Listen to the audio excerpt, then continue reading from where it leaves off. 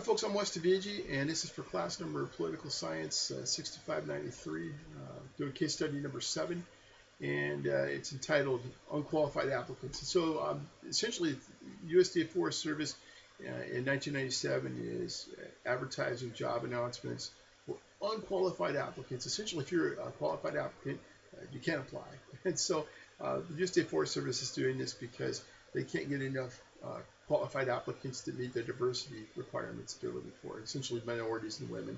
And so Representative Wally Herger, in the case study, he's grilling Dan Glickman, the Secretary of Agriculture, over these policies and over why the USDA Forest Service is essentially discriminating against white males.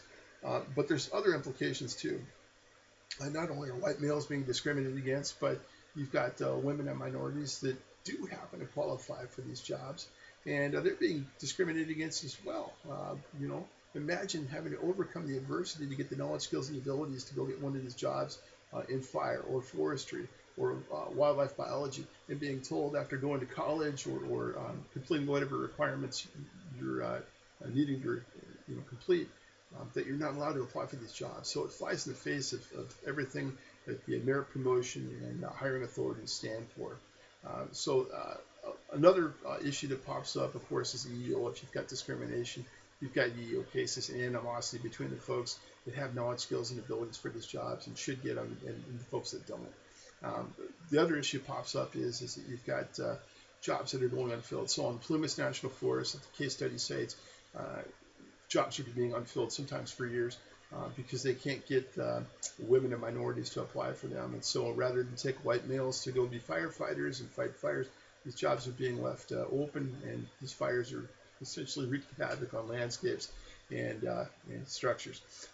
In my findings and analysis sections, in the analysis, I kind of draw, again, a little note about the fact that it's not just white males that are being hurt here.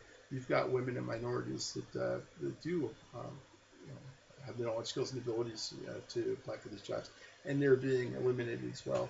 And then I also look at the metric too for how they're defining success within USDA Forest Service, how they find success for meeting their diversity goals.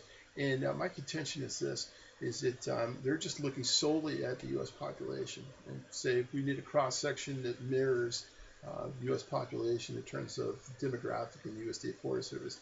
My contention is this, that maybe they should also look at the stakeholders and the users on these National Forest Service lands and consider that demographic as well, and maybe average these two demographics out.